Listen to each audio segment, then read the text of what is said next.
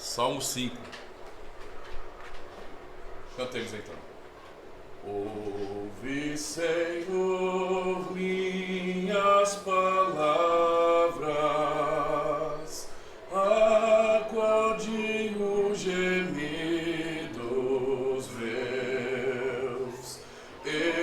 Escuta-me, Deus meu e Rei, a minha voz que clama implora, vem dar ouvidos. Pela manhã, Senhor, me escutas, tu ouves minha voz, Senhor. Sobe a ti o meu clamor. Pela manhã fico orando e vigiando, pois não és Deus que se agrade com a iniquidade.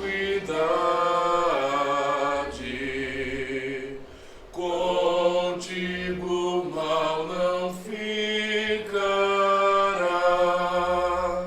nem arrogantes permanecem à tua vista.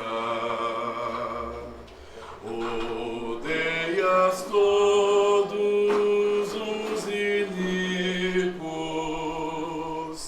destrói os mentirosos, os fraudulentos e cruéis. Tu, ó Senhor, os abominas e repudias. Pela riqueza da tua graça, em tua casa entrarei, e inclinado ficarei diante do teu santo templo, no teu temor. Por causa dos meus inimigos, em tua justiça guia-me e faz-me reto caminhar. Eles são falsos e têm crimes no coração. Sua garganta é cova aberta e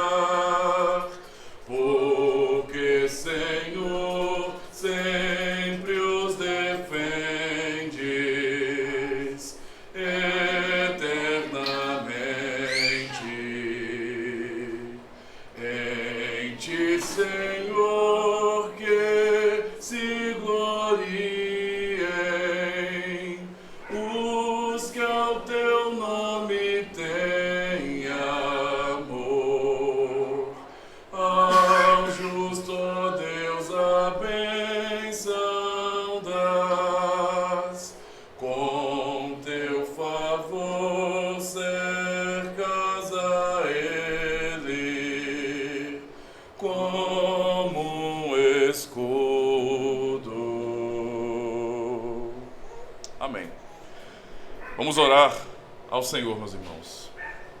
Oremos. Deus amado e bendito, mais uma vez oramos em nome do nosso Senhor e Salvador Jesus Cristo, pois sabemos que nele temos o privilégio de podermos te adorar, de podermos te invocar publicamente, sabendo que o Senhor nos ouve e nos abençoa por tua graça. Obrigado, Senhor, por esse dia. Obrigado por teu cuidado em nossas vidas, em cada família aqui.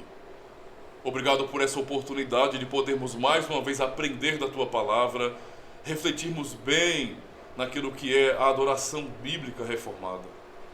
Ajuda-nos, Senhor, a compreender, para que venhamos ser edificados e fortalecidos na fé, te adoremos com consciência, com entendimento, como um culto racional, assim como ordenado em tua palavra, a fim de que em tudo, ó Senhor, tu sejas honrado, glorificado em nossas vidas e nós também venhamos ser realmente fortalecidos.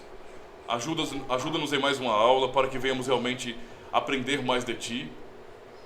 Tem misericórdia de nós, Senhor, porque o Senhor sabe de nossas limitações e fraquezas, mas a despeito de todas elas, ajuda-nos, pois precisamos de Ti.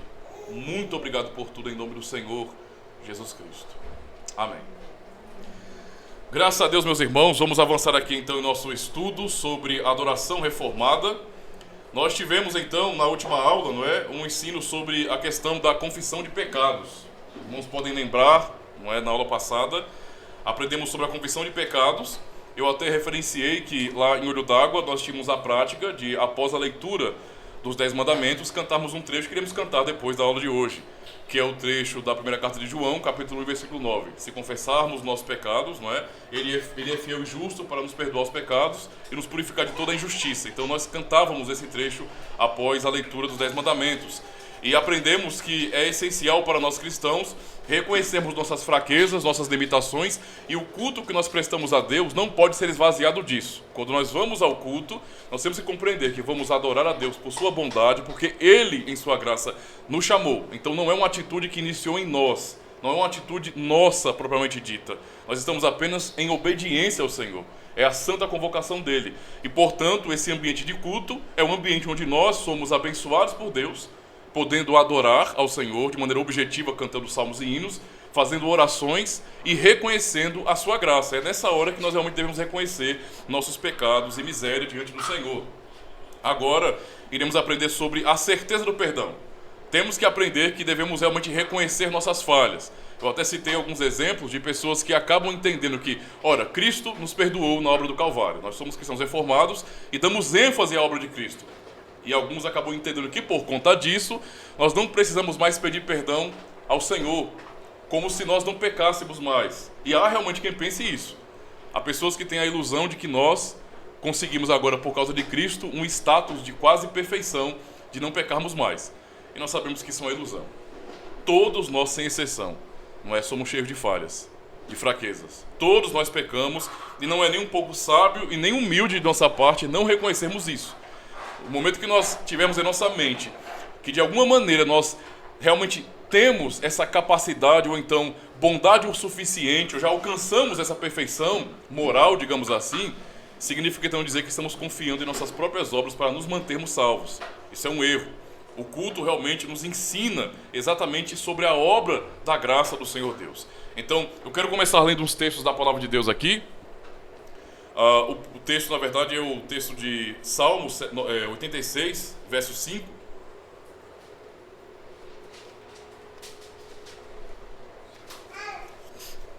Salmo 86.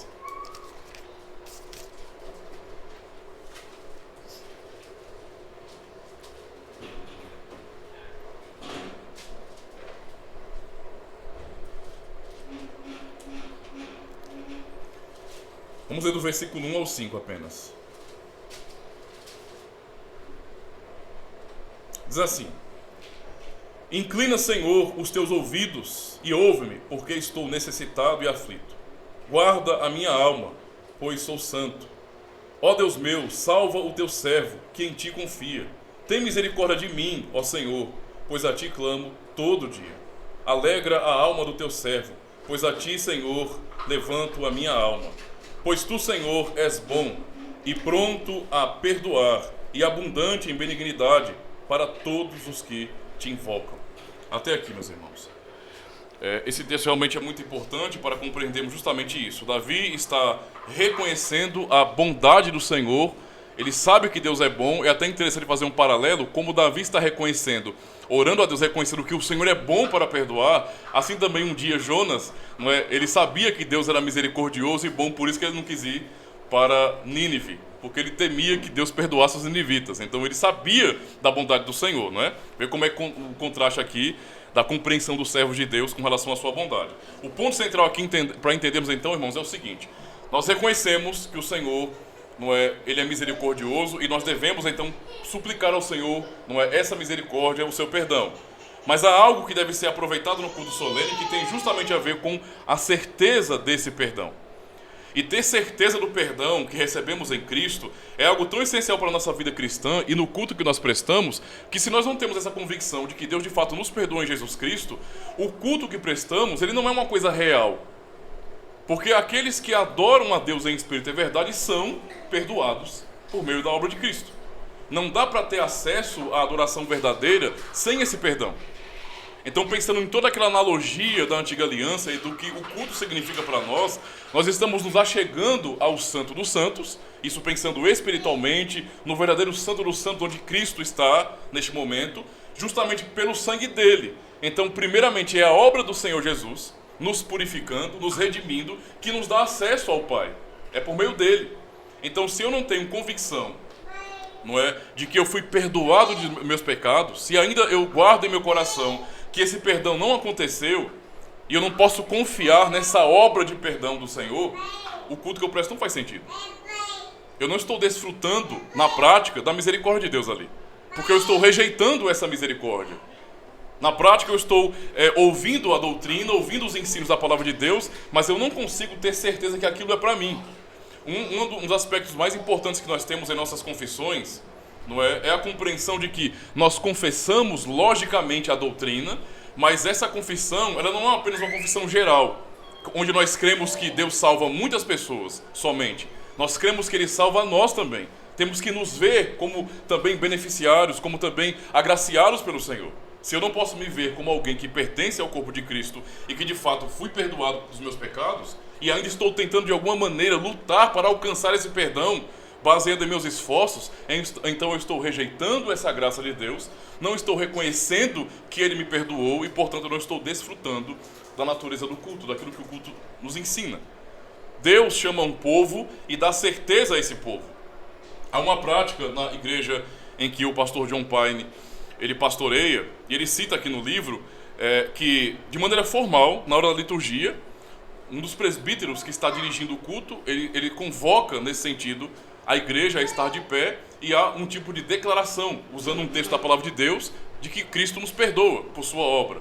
E a igreja, quando está de pé, recebe pela fé, não é, essa declaração, ou seja, aceita que essa declaração é verdade. E isso pode até ser confundido, porque embora nós não tenhamos exatamente essa prática, não é, na nossa liturgia, ainda assim o conceito ele é importante e não pode ser confundido com a prática romanista, por exemplo. Na Igreja Católica Romana existe a prática da absolvição. Quem já foi católico romano, ou pelo menos faz parte da Igreja Católica Romana, como eu fui em toda a minha infância e adolescência, sabe muito bem que o padre, não é, como sacerdote ali, que está sujeito aos seus bispos e ao próprio Papa, nessa autoridade, nessa ligação, ele tem poder, ele tem autoridade instituída pela Igreja para perdoar o pecado das pessoas. É por isso que existe aquela prática de extrema unção. Uma pessoa está doente, de repente viveu uma vida toda bagunçada, nunca quis saber da igreja, mas está doente, pronto para morrer, chama-se o padre para que ele dê a extrema unção. E aquela pessoa morra com o perdão do sacerdote e, portanto, tem a garantia de não ir para o inferno. Mais ou menos essa é a prática. Então isso é muito comum para os católicos romanos, não é? A declaração. Eu não sei se vocês já foram católicos romanos, mas na minha época eu lembro que eu fui pelo menos umas duas vezes só, imagina só, passar a adolescência inteira e a juventude, e durante somente 2 vezes eu fui me confessar, misericórdia. E eu lembro que quando eu fui me confessar para o padre, lembro como ontem, o padre estava sentado numa cadeira, num lugar todo escuro, para que a pessoa ficasse à vontade, também nem olhasse tanto para ele, mas ele falava simplesmente isso: pode confessar seus pecados, meu filho. Olha o que veio à minha cabeça, eu desobedeci minha mãe e cabulei a aula. Não fui pra escola. E passou um tempão e ele lá esperando mais. Só isso, meu filho. Aí o padre, o que eu me lembro é só. Ele riu um pouquinho também por causa disso, porque eu não tinha consciência, noção, né, de como eu era pecador. Eu imaginava que era só uma bobagem que eu fazia de repente, e isso era o suficiente. Então fui, né, segundo a ordem dele, rezar o texto, né? Isso era muito comum. O ponto central é, ele declarou que eu estava perdoado. Então essa declaração não é apenas uma fala, mas há a crença católica que o sacerdote, quando ele fala essas palavras, a pessoa realmente recebe o perdão.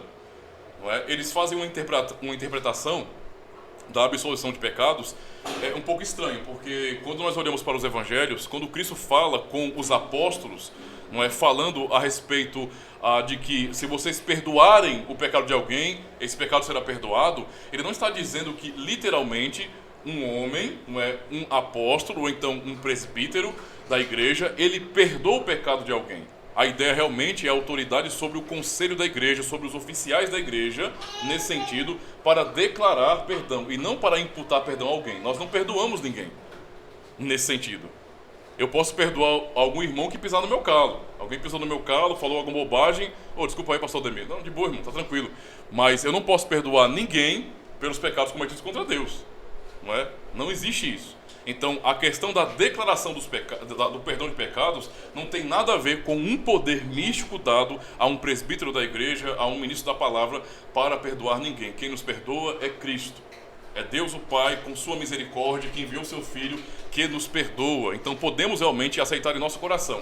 Então, embora não tenhamos a prática litúrgica de convidar a igreja a estar de pé, declarar o perdão de pecados, a igreja tomar a atitude de dizer assim, nós aceitamos essa declaração, ainda assim a nossa consciência deve ser essa.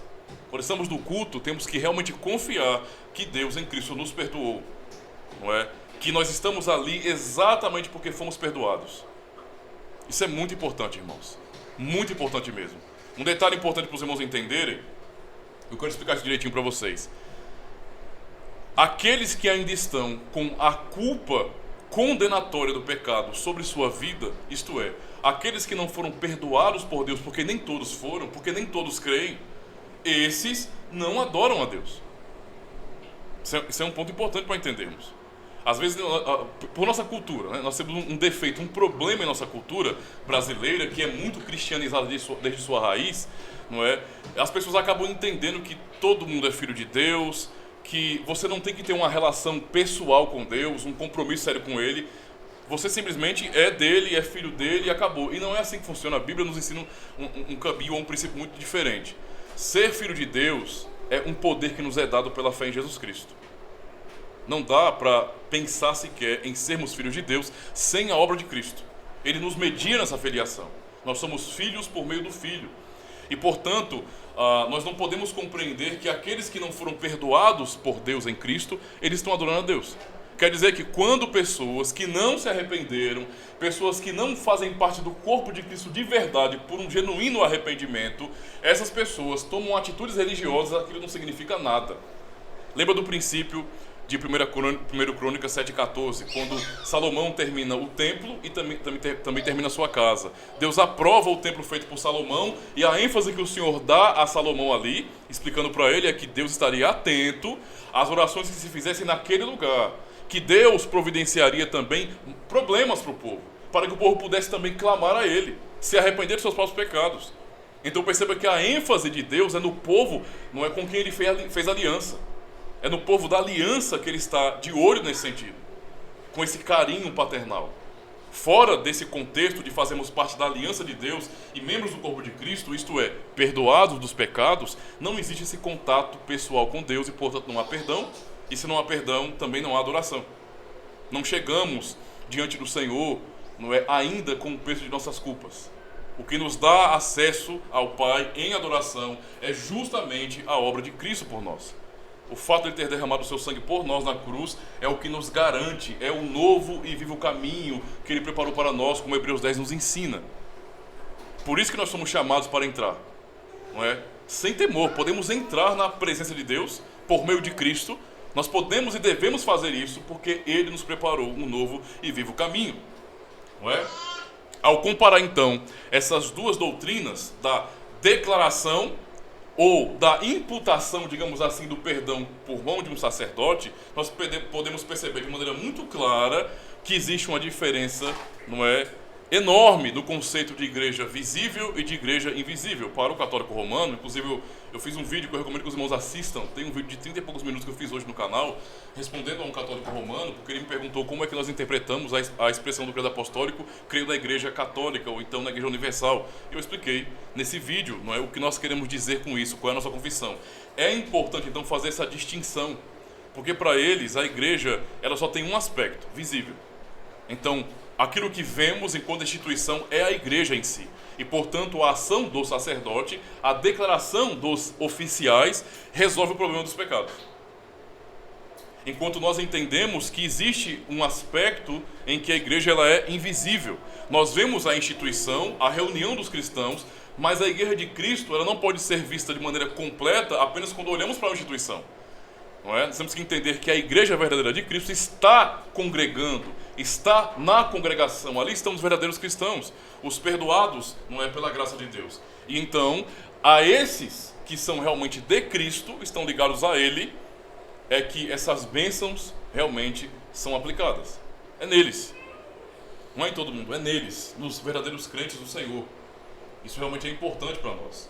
Por outro lado, na tradição protestante reformada, após a confissão dos pecados, não é, isso na prática litúrgica deles, o ministro pede à congregação que se levante e receba a certeza do perdão. Uma gloriosa declaração de salvação para quem busca perdão, retidão, santificação e vida eterna, exclusivamente de Cristo. Portanto, quando você se levanta para receber a certeza do perdão no culto público, em oração é que você, pela fé dada por Deus no Cristo crucificado e ressurreto, você possa experimentar a alegria, a paz e a confiança interiores e subjetivas, não é, que brotam apenas da fé na obra objetiva de Jesus Cristo. Então, por mais que não tenhamos a prática litúrgica de levanta, recebam, ainda assim, algo importante deve ser mencionado. Ele fala sobre aqueles que têm certeza do perdão, eles podem desfrutar de alegria sincera no momento do culto. Se ver como alguém que foi perdoado pelo Senhor. E isso faz muita diferença, irmãos.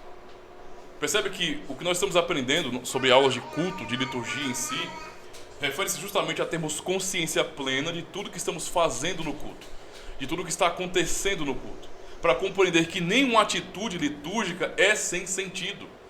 É apenas uma ordem, não é simplesmente isso, sem que haja um fundamento, um propósito, um princípio muito bem estabelecido. Não, tudo tem um propósito, não é? E no culto o que você vê é justamente a lógica do Evangelho. Ali o Senhor está nos ensinando exatamente sobre a sua misericórdia, sobre o relacionamento pactual, sobre a sua bondade, perdão e a salvação em Jesus Cristo. Tal como na Antiga Aliança, e nós no início das aulas mencionamos muito o Antigo Testamento para falar sobre o tabernáculo, nós aprendemos no tabernáculo, no culto antigo, né, no caso da Antiga Aliança, que tudo o que era ordenado para o tabernáculo, o ministério sacerdotal, os utensílios, tudo o que foi construído, tinha um fundamento de apontar para a obra de Cristo. Ou seja, todo o culto tinha um sentido maior do que a coisa em si. Não é? Então, não deveria haver uma ênfase no templo em si, mas no que ele significava. Qual a razão do templo? Não deveria haver uma ênfase, por exemplo, na Arca da Aliança ou na divisão dentro do tabernáculo, lugar santo e santo dos santos. Não, a ênfase era na obra de Cristo. Esse é o propósito real.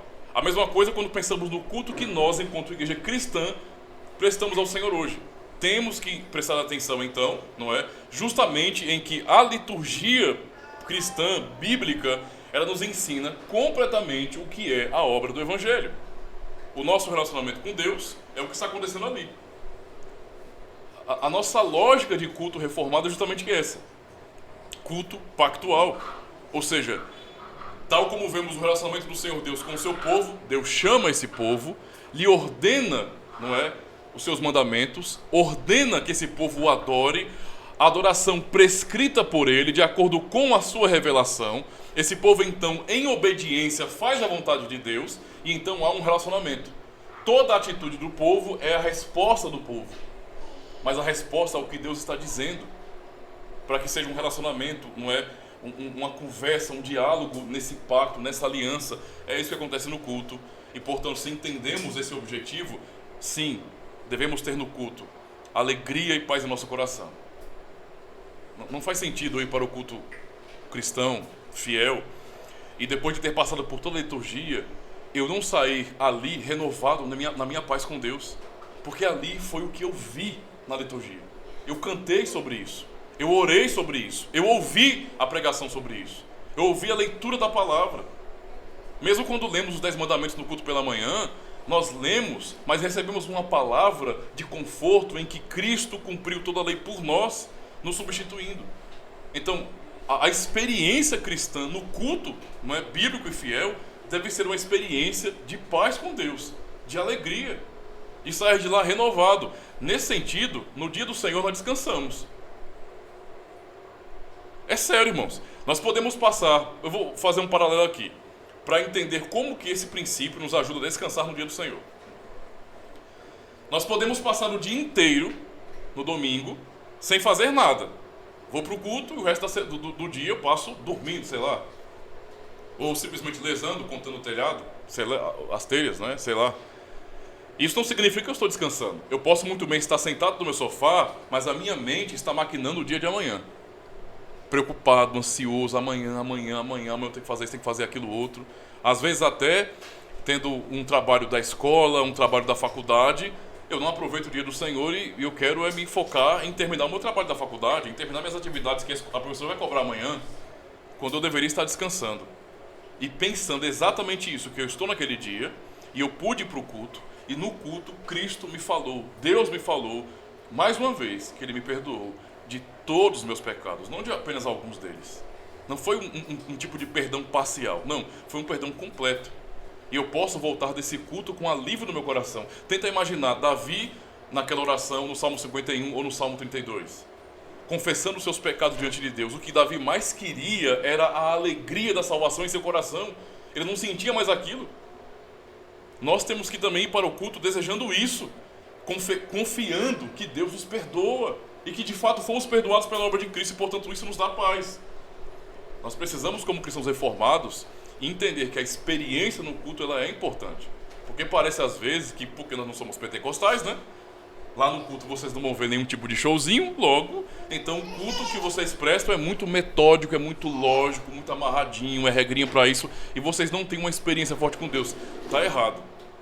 Se nós temos uma compreensão correta do que está acontecendo no culto, isso é o suficiente para nos dar experiência maravilhosa com Deus. A alegria que eu posso sentir no culto, não é?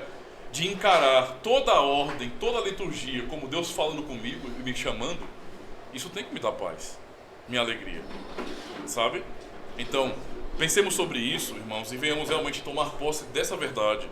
Não tomar posse como alguns fazem, tome posse da sua casa própria, bênção. Não, isso não. É tomar posse daquilo que Deus nos deu em Cristo. Se Ele declarou se Ele realizou uma obra por nós, para perdão de nossos pecados, vamos crer nisso. E vamos ter paz sabendo e confiando em todo o nosso coração que Ele nos perdoou. Porque no fim é isso que importa. É isso que importa. Entende? Confiar na obra de Cristo por nós. Segunda parte, então, nós falamos sobre a certeza do perdão de pecados. Agora vamos para a confissão de fé. No culto reformado, nós temos a prática de confessar publicamente a fé. Essa é uma prática que é incomum para a maioria absoluta dos protestantes, certo? As igrejas antigas que conhecem essa prática são a Igreja Católica Romana, a Igreja Católica Ortodoxa, talvez a Igreja Luterana ou Anglicana, porque mantém muita tradição ainda, mas quando você pensa em igrejas evangélicas, é muito estranho para eles essa prática de confessar a fé na hora do culto. Então, para muitas pessoas, o que nós fazemos é simplesmente um tipo de reza ou um Ctrl-C, Ctrl-V do catolicismo romano. Eu leio 1 Timóteo 6, versos 12 a 13, que diz bem assim: combate o bom combate da fé, toma posse da vida eterna, para a qual também foste chamado, e de que fizeste a boa confissão perante muitas testemunhas. Exorto-te perante Deus, não é, que preserva a vida de todas as coisas, e perante Cristo Jesus, que diante de Pôncio Pilatos fez a boa confissão. E ainda Mateus 10, verso 32, que diz: quem, pois, me confessar diante dos homens, eu também o confessarei diante de meu Pai que está nos céus. A questão da confissão da fé, ela não se limita apenas a um momento. Tem gente que pensa que eu confessei a minha fé em Jesus Cristo no dia que eu o aceitei. Entende?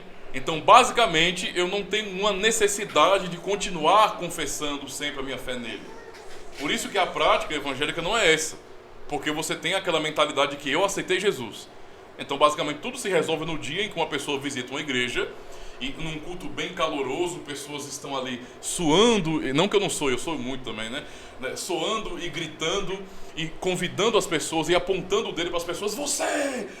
Vem aqui! Aí vai, pega a pessoa, puxa e convida a pessoa para aceitar Jesus, para levantar a mão e aceitar Jesus Cristo. Muitas pessoas entendem que isso aí foi o tudo na vida dela. Eu aceitei Jesus já. Eu já o confessei diante de Deus e dos homens. Eu não tenho mais necessidade de permanecer mantendo essa confissão. Mas o que aprendemos aqui, nas palavras de Paulo, é uma prática bem diferente. Paulo está chamando Timóteo, não é, a permanecer nessa confissão. Hebreus 10 continua também dizendo a mesma coisa. Ou seja, nós devemos manter a nossa confissão. E há meios objetivos para isso. Então, quando nós confessamos a fé no credo apostólico, por exemplo, resumido no credo apostólico, nós estamos fazendo isso de maneira objetiva. E aí vamos entender um pouquinho do objetivo desses credos, não é? Ele cita aqui que na igreja onde ele cresceu também havia essa recitação do credo apostólico ou credo niceno. Vamos cantar também depois da aula o credo niceno, não é? E ele fala justamente sobre essa prática e como isso tinha importância. Ele não entendia muito bem na época, mas ele descobriu que na verdade essa era uma prática de mais de 1.700 anos da igreja.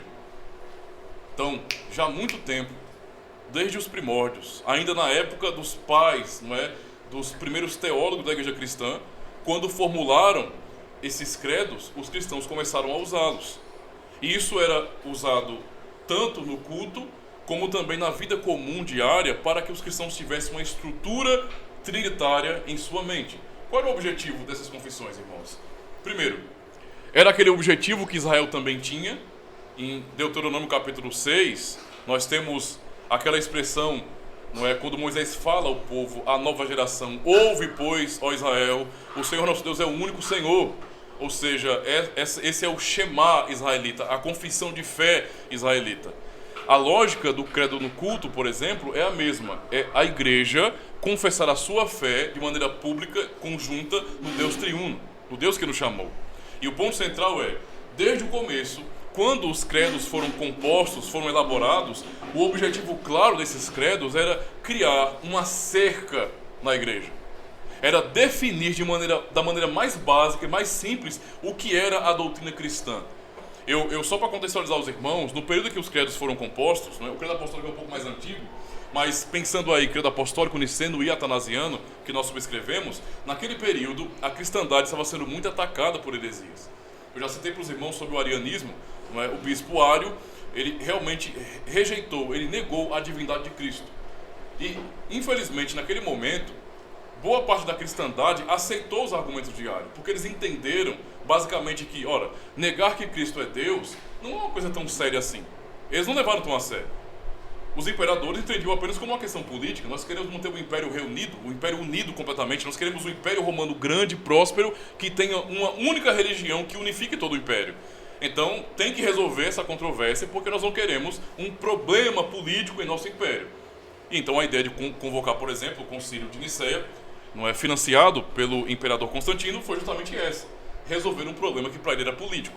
Para os demais bispos ou pastores da igreja, oficiais da igreja, aquela questão, não é, era apenas uma questão de um detalhe. Não é? Por exemplo, o bispo Alexandre, de Alexandria, era visto como alguém que estava meio que exagerando, teimando, insistindo demais em uma tese que não teria tanta importância. Afinal de contas, é uma bobagem, é um detalhe. Só porque Ário colocou que Cristo não é Deus, isso é bobagem, rapaz. Não é? Depois de Alexandre, o seu sucessor, que foi Atanásio de Alexandria, veio e continuou essa batalha. Inclusive, eu até falei para os irmãos sobre aquela expressão conhecida como Atanásio contra o mundo. Porque foi uma época em que basicamente todo o Império Romano se tornou unitarista, ou seja, eles rejeitaram a doutrina da Trindade, uma vez que negaram a divindade de Cristo. Isso ficou comum, normal. Então a ideia daqueles credos era justamente resolver esse problema. Nós estamos olhando agora para a cristandade, vendo pessoas comuns, cristãos comuns, pessoas trabalhando no mercado, pessoas na feira, pessoas pescando, e o que eles conversam, não é, os seus assuntos, os seus debates internos, não é sobre os jogos que aconteciam no Coliseu. Não, eles estavam falando sobre a divindade de Cristo, entendendo que era muito mais lógico, como, por exemplo, Ário ensinava, que Cristo era Deus. Tanto Alexandre como Atanásio, e depois outros começaram a ajudá-los nesse sentido, perceberam que negar um ponto básico, simples da fé, era jogar a igreja na sarjeta, era jogar a igreja na vala, era não proteger o rebanho de Cristo. Se isso ficasse na igreja, não é? A igreja cristã se acabaria. Como ia se chamar de igreja cristã? Se não se crê que Cristo é Deus. Não faz sentido. Então eles batalharam, eles lutaram muito nesse período, e então os credos, eles foram elaborados nos concílios e foram colocados de maneira oficial na igreja.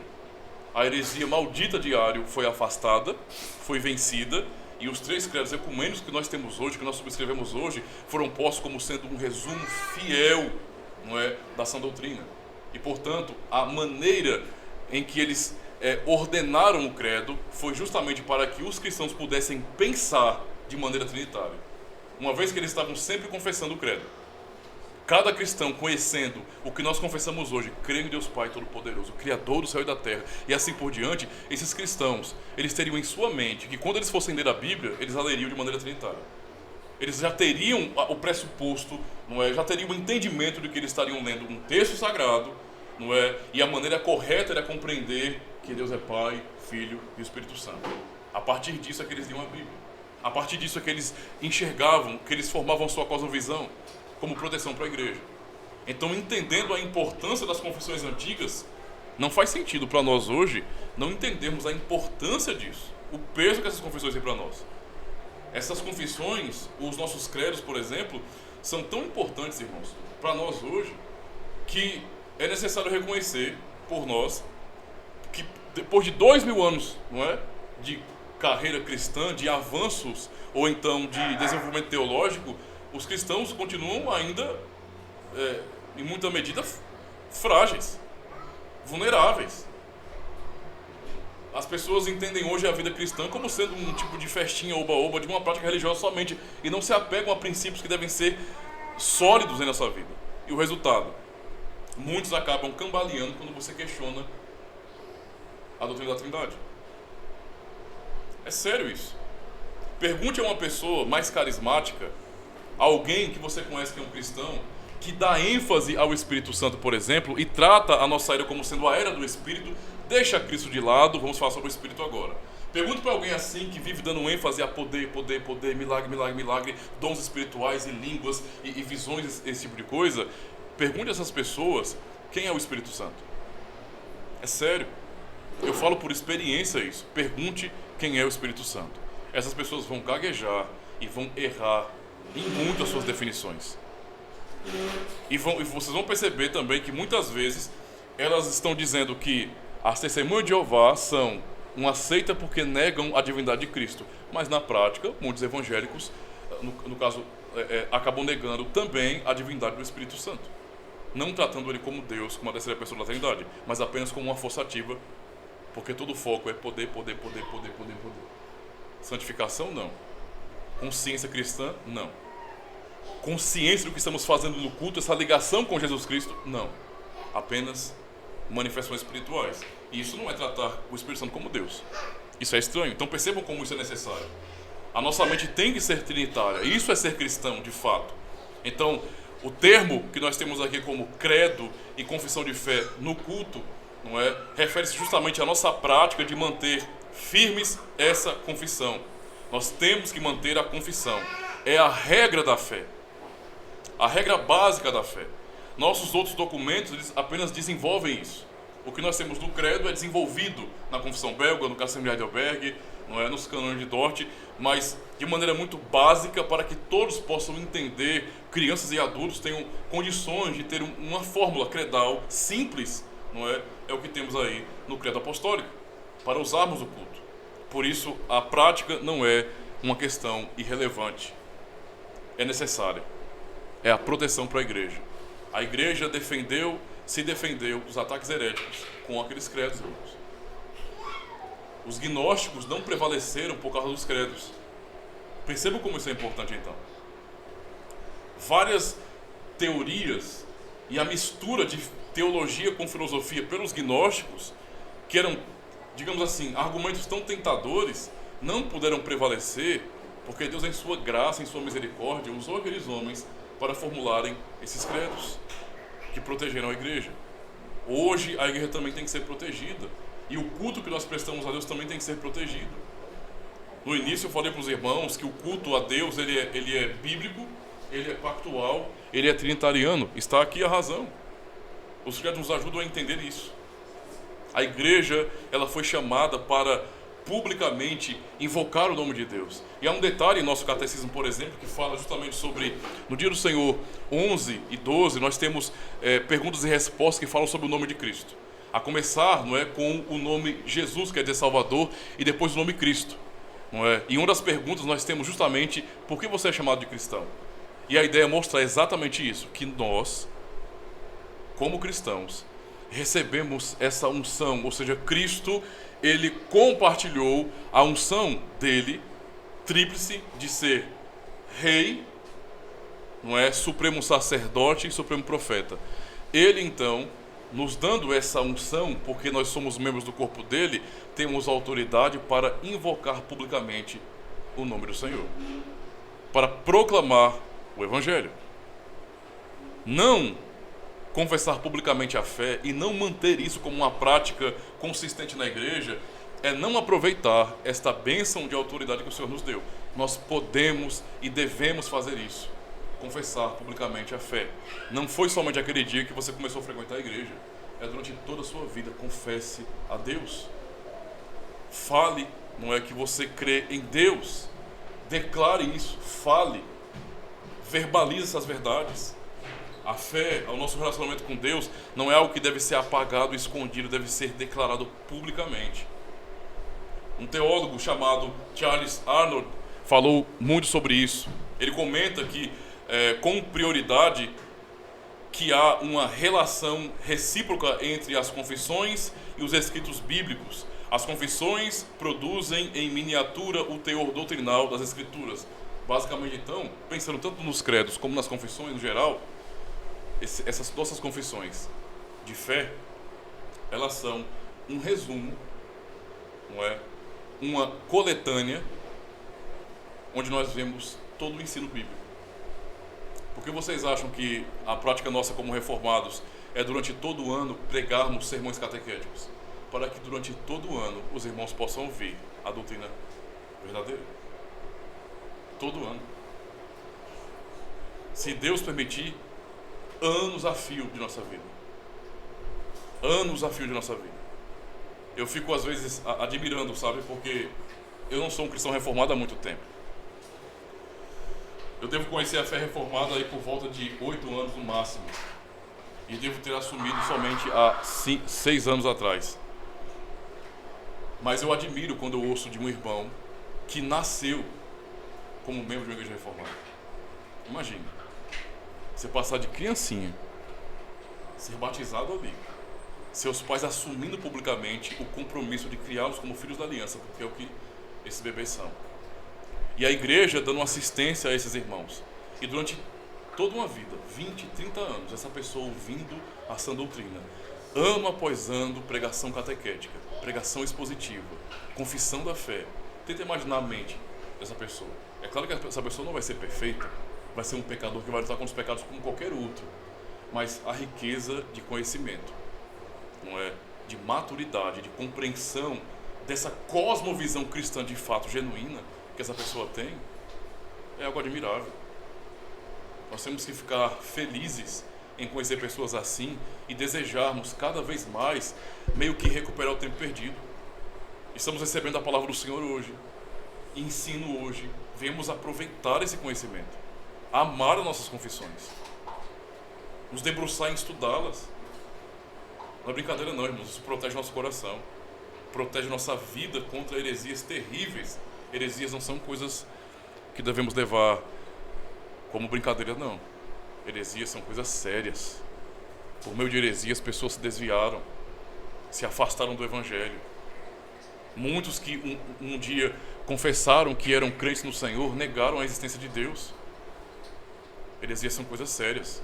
Então precisamos realmente abraçar a nossa confessionalidade, não é? E termos orgulho de fazê-lo. Quando somos chamados num culto para vamos agora confessar o resumo de nossa fé, façamos isso com alegria, com orgulho, sabendo que nós estamos sendo ligados ali com uma grande nuvem de testemunhas, de milhares de cristãos que vieram antes de nós e confessaram as mesmas verdades. Temos que ter orgulho disso, não é? Esse homem teólogo chamado Charles Arnold diz bem assim: primeiro, as confissões, eu já estou concluindo, meus irmãos, as confissões agrupam, porque, né, estou aqui, os irmãos olhando para o bolo ali, de repente dá uma vontade de comer um bolo, então, primeiro, as confissões agrupam em um único lugar as paisagens principais tidas como vistas imperdíveis da Escritura, ou seja, aquilo que é mais central. Assim como um mapa põe em destaque os picos das montanhas que numa dada região tem no mínimo 4.000 metros de altitude. Segundo, as confissões empregam certos princípios congruentes com os da própria Escritura para mapear a região a ser explorada. Ou seja, em outras palavras, o que nossas confissões nos trazem de benefício é dar ênfase às doutrinas bíblicas. Nós temos que ler toda a Escritura, sempre, deve ser uma prática comum para nós, nossa devocional, digamos assim, nossa vida pessoal com Deus, mas é muito importante termos então essa sistematização do Evangelho, para entendermos ali, né, com as confissões, onde cada coisinha está, onde cada doutrina se encaixa. Isso é tão importante.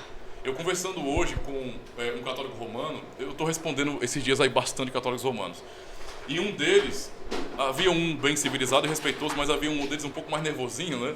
Ele falou, jogou um monte de informação, um monte de coisa falando lá, e eu percebi que, quando eu fui ler o comentário dele, que era um textão, havia muita confusão. E eu até perguntei, eu falei, meu querido, como é que você acha que a teologia cristã é construída? Você acha que a gente pode pegar a Bíblia e fragmentá-la? Não é? Tipo, eu vou abrir a Bíblia, meio que uma roleta russa. Eita, Deus falou comigo, essa é a doutrina. Não. A teologia bíblica, ela é construída na história da redenção. Deus vai falando para o seu povo de maneira progressiva. Dia após dia, momento, cada geração à frente, o Senhor estava ampliando as suas promessas, deixando mais claro nesse sentido o que é o Evangelho, e isso é toda a história da redenção. Então há uma lógica aqui. Quem escreveu, os autores sagrados, eles não escreveram feito loucos, não foi um trabalho de psicografia, eles não fecharam os olhinhos, pegaram a pena, sabe, virando os olhinhos escrevendo, não. Eles tinham um propósito muito bem definido. Eles estavam sendo usados por Deus com as suas capacidades, seu conhecimento cultural, para escrever a vontade de Deus. Isso tinha um objetivo claro. Quando Paulo escreveu suas cartas, seu objetivo claro era pastorear, era resolver problemas nas igrejas, resolver demandas. E isso foi a vontade de Deus. Então havia um propósito. Eu não posso pegar a Bíblia e pegar textos isolados, versículo, fragmento de versículo, então formular, não é, aquilo que eu vou chamar de fé. Está errado. Eu perguntei para essa pessoa, como é que você acha que a teologia cristã foi construída? Porque é importante que você vá ao feijão com arroz, ao básico, ao beabá do cristão. Vá ler a Bíblia, sabe? Leia realmente assim toda a Escritura. Vá entendendo as histórias, os acontecimentos, para você perceber como Deus tratou com o seu povo.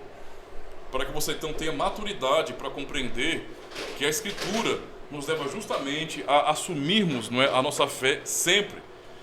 Estamos na conclusão. As confissões históricas resumem as doutrinas principais da Escritura, não só com o propósito de confessar a fé em público, mas também para nos ajudar a guardar centralmente em nosso pensamento as verdades fundamentais do cristianismo. Então, devemos entender que é justamente essa prática confessional que nós temos que nos ajudam hoje a não perdermos a nossa identidade. Se o cristão, que se chama de reformado, não ama as confissões da igreja e não procura internalizar essas doutrinas, ele perderá sua identidade. Ele ficará sem defesa, porque o mundo lá fora é muito mais tentador. É muito mais tentador. E vai investir forte no nosso coração, nas nossas emoções. Sem doutrina, sem uma estrutura realmente fiel, confessional, não dá para aguentar. Então pensemos, irmãos, como é para nós uma bênção sermos chamados no culto solene para confessar a fé. Nós não rezamos o credo apostólico, nós confessamos a nossa fé em Deus. Esse é o propósito. Amém? Valeu. Vamos cantar então, para a gente terminar aqui, viu? Olha aí, hein? Não demorou não, viu? 7h58 agora. Tô contando aqui a hora. Vamos cantar o credo niceno. Credo niceno. Cantemos então. Creio em um só Deus, Pai Todo-Poderoso, Criador dos céus e da terra, de todas as coisas visíveis e invisíveis. Creio em um só Senhor, Jesus Cristo, Filho unigênito de Deus, nascido do Pai, antes de todos os séculos. Deus de Deus, luz da luz, Deus verdadeiro de Deus verdadeiro, gerado, não criado, consubstancial ao Pai. Por Ele todas as coisas foram feitas, por nós homens e para nossa salvação. Desceu do céu e se encarnou pelo Espírito Santo no seio da Virgem Maria e se fez homem.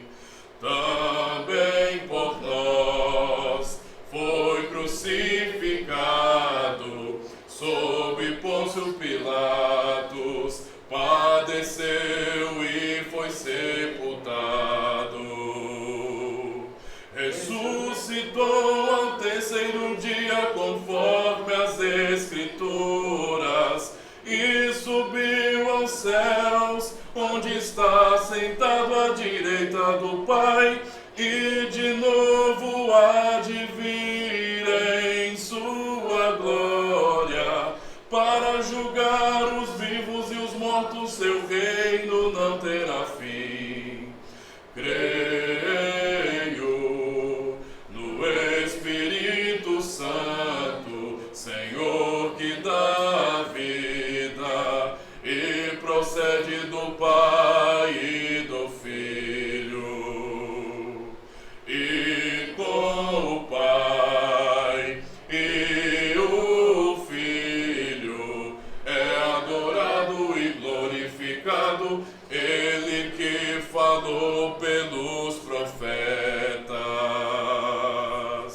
Creio na Igreja una e santa, católica e apostólica, professo um só batismo para remissão dos pecados e espero a ressurreição dos mortos e a vida do mundo que há de vir.